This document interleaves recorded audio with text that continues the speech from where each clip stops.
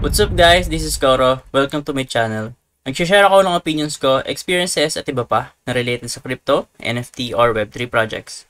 I'm a part of Marites Gaming Guild and Zen Talpakan Guild, mga community na tumutulong para ma-educate ang mga tao about crypto and investing. Hindi kami mga financial advisors at nandito lang kami para tumulong sa inyo. Mandatory pa din na you do your own diligence. So without further ado, let's dive right in.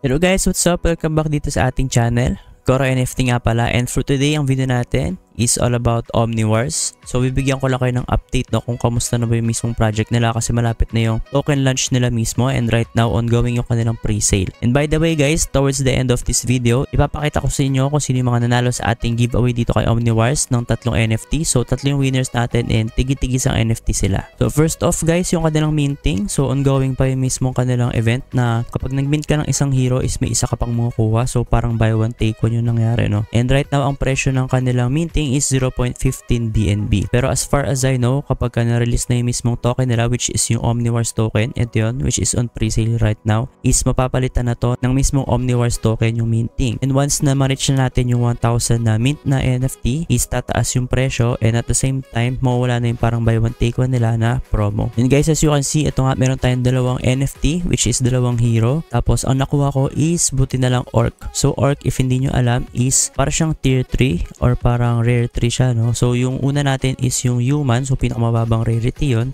Yung pangalawa is elf. Pangatlo si orc. Pang-apat yung dragon. And then, pang-lima yung pinakamataas na rarity is yung god. So, I think swerte naman ako kasi minsan guys, sobrang hirap makakuha nito. And naalala ko sa Asian rate, medyo mahal din yung mismong orc na hero. Pero guys, sobrang swerte ng iba, yung mga nakuha ng god.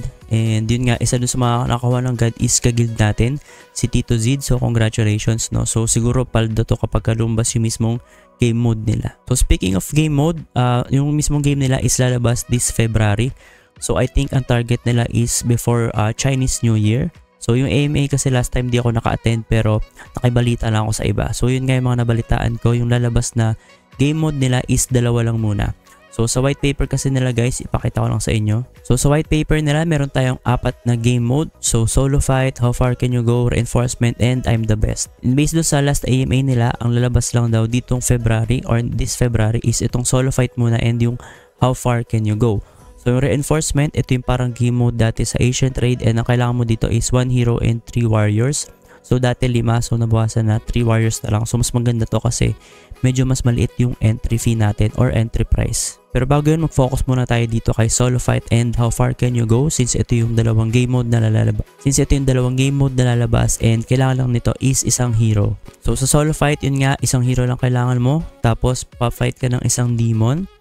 So, yung may fee dito guys, may fee na Omniverse token. So, yung pre-sale nila is ongoing. Ulitin. So, una guys is itong solo fight. So, as you can see, kailangan dito ng isang hero.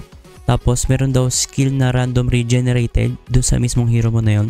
And then, each day guys, meron tayong fixed na mismong demon element or element nung kalaban. Pero sa weekend, meron tayong mga random element. So guys, kasi yung hero natin dito may element and then at the same time, yung mga demons dito ay may element din. So, pwede kang matalo kapag yung element mo is lamang yung mismong kalaban mo or yung demon. So right now, wala pa silang visuals dito kung paano mismo gumagana. Pero nga, ang parang basic explanation lang dito is Palo Gaming na may fee, which is yung Omniverse nga. And then yung reward guys is magbe-base doon sa mga number of players na nag-fight or nag-entry nung araw na yon. So for example, meron tayo 5,000 players. So merong certain fee. Tapos 5,000 times yung mismong fee na mismong pinang-entry ng mga players. So yun yung magiging reward pool for that day dun sa solo fight. And then guys, yung nakolekta na yun, yung 80% nun, is madidistribute doon sa mga nanalo doon sa mismong laro. Kasi guys, pwede ka ditong matalo. So, entry fee mo guys, mawala na yun. Hindi mo siya mababawi. And yun nga, better luck next time na lang or kinabukasan, tatry mong bumawi. Yung 20% naman guys, na matitira doon is hindi ko pa sure, pero hindi ko nakita sa white paper. Pero, ang tingin ko, mapupunta yun doon sa mismong parang reward pool din na iniipon nila, which is pinang-adjust nila sa mga ibang times na reward pool, which is, kunyari, merong araw na konti lang yung players na naglaro. So, medyo dinadagdag ata nila yun. As far as I know, parang ganun siya nag-work. So parang binabalance nila yung reward kada araw talaga. So next naman nating game mode is yung how far can you go. So as you can see, parang basic naman to yung pagkaka-explain nito. Para siyang survival mode. So kung sa una isang palo lang, so dito siguro maraming palo. Kung hanggang saan yung mismong level na maaabot mo, isang gandun ka lang. Tapos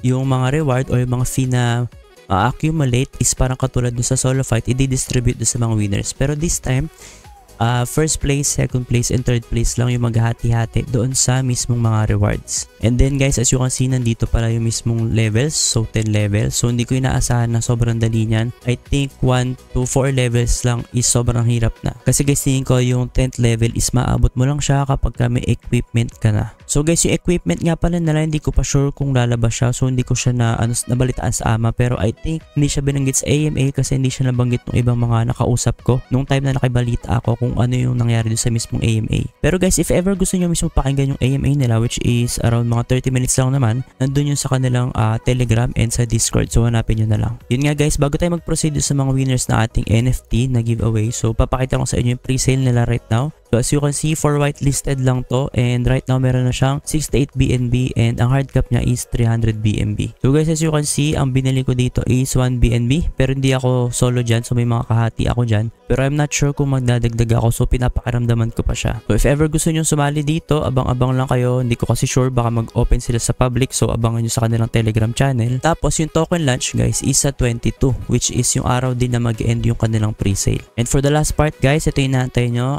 magbubunot na tayo ng 3 mananalo ng ating NFT na giveaway. So 3 yung mananalo dito. And ang presyo ng papamigay natin is yung mismong minting price, as you can see. So ang parang worth nung mapapanalo nyo dito is $47 US. As you can see, 0.15 BNB kasi yung price ng minting right now, and 3 yung ipapamigay natin. So around mga nasa $150 US din yung ipapamigay natin na NFT. So before we start guys, gaya na nakagawian ko during dito sa mismong Wheel of Names natin is hindi ako nagka-cut. So tuloy-tuloy to. Expect nyo na walang mga cut to and walang daya. So before tayo mag-start, ang ginagawa ko is nag-chat ako dito sa MGG or dito sa mismong guild namin na Marites Gaming Guild. So makikita nyo na tuloy-tuloy yung mismong pag-video natin dito or pag-stream. So yan, nag-chat na ako. So mag-start na ako guys. So 3 guys yung mananalo dito. And pakita ko nga pala sa inyo, itong 2 na to is galing sa TikTok natin. Yan, ito, 2 lang kasi naban ako nung nakaraan. So parang pagka-post ko nito is naban ako. So 3 beses kasi ako nag-post about Omniwars, tapos na-strike siya ng sunod-sunod and then naban ako. Buti na lang na-retrieve ko siya agad. Pero yun nga, konti lang yung views nito kasi parang na-shadow ban yung mismong content natin. So 2 galing sa TikTok, ayan, as you can see. Tapos yung may mga @ sign dito, galing lahat yan sa ating YouTube. So thank you guys sa mga nag-support kasi sobrang daming nag-comment dito sa ating YouTube channel. So 34, ayan, as you can see. Pero hindi ko sure kung nag-comment ako, baka kasama siya sa 34. Pero yun nga, nakalista ko naman dito lahat yung mga kasali. So yan, mag-start na tayo. So Wheel of Names, 3 yung mananalo. So good luck. Unang mananalo. So oo nga pala guys, random yung makuha yung NFT. So parang free mint. So kailangan nyo ng pang gas fee dito guys ha. Ayan, una nating winner is si Elor De Valer. Hindi ko sure kung ano yung mismong basa. So yan, congratulations, and yun nga, remove natin siya. And remove. And then magbubunot pa tayo ng 2. So last 2. So yan guys ano yan tuloy-tuloy yan And then guys, yung result ko nga pala dito is 2 kasi nag-run ako kanina. And then ang nabunot ko kanina is parang yung binubura ko na parang word. So pakita ko sa inyo. So yan, si pangalawa natin is si user, ayan, so hindi ko sure, baka dami to, pero ayan, congratulations pa rin sa'yo. Wala man ako magagawa kung gumamit kayo mga dami accounts. So remove natin siya. So for our last winner, bunutan natin to. So bago ko pakita sa inyo yung result kung bakit 4 yung lalabas na result natin, baka kasi akala nyo na nadaya ako. Ayan guys, so ang last natin is si Impact to yun. So 959. So congratulations sa mga winners natin. So para ma-claim nyo yan, mag-comment lang kayo dito ulit. Or I mean, magko-comment ako dito sa comment nyo. I-mention ko kayo. Tapos, dito nyo na lang din i-comment yung mismong wallet address nyo. Kasi syempre, wala namang DM dito sa YouTube. Or meron ba? Hindi ko sure pero alam ko walang DM dito. So i-comment nyo na lang yung wallet address nyo. Wala namang mawawala kapag ka nag-comment kayo ng wallet address nyo. And hindi naman kayo ma-hack. Make sure lang din guys na yung wallet address nyo is hindi siya compromised or hindi siya na-hack before. So siguro fresh wallet yung gamitin nyo para kapag binigay sa inyo or nakuha nyo yung free mint nyo is hindi kayo talaga ma-hack. So yun nga, safe naman. So yung wallet ko nga guys Kita-kita nyo naman yan sa debunk. Ayan, as you can see. Pero safe naman ako. Ayan, nandito yung wallet ko. So safe yan. So huwag kayo maniniwala doon sa porkit nakita nila yung wallet mo is mahaka nila. Mahack lang kayo guys kapag ka nag-click kayo ng mga phishing site. Kaya ingat-ingat kayo. Tsaka pagka nag-approve kayo ng mga transactions dyan na madidrain yung wallet nyo. So doon kayo mag-ingat. So ako nga guys, kitang-kita nyo naman yung wallet ko dito sa debunk, pero safe na safe pa rin naman ako. Tapos yun nga guys, papakita ko sa inyo ito mismong result. So yan. So 2 days ago, kasi kanina guys, nagka-copy paste ako dito ng mga, ayan, kunyari, kinopy paste ko siya. Nakaka-copy yung 48 minutes ago, 1 day ago. So yan. Tapos naklik ko yung spin. So napili niya si 2 days ago. So yun nga guys, ito yung tatlo nating winner. So yun, magko-comment ako dito. Ko-commentan ko yung mismong comment nyo, yung mga nanalo. Tapos i-comment nyo na lang din yung wallet address nyo para ma-claim nyo. Tapos yun lang, sobrang dali lang. Free mint yun, kailangan nyo ng mismong gas fee. So magiging itsura nun guys kapag ka na-insert na sa inyo yung prizes, ang nakalagay dito is parang free mint. So parang ganon. Tapos kailangan nyo magbayad ng gas fee nga. So hindi kayo makakamit pag wala kayong gas fee, pero kung kailangan nyo, pwede kayong pasahan. Pasahan ko na lang kayo kasi mura lang naman yung gas fee dito ng minting. Yung pang mint lang guys ha, huwag kayong hingi na masyadong malaki.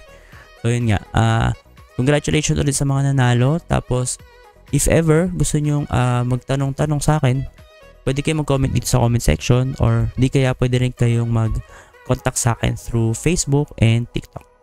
Yun lang guys, and see you sa ating next video.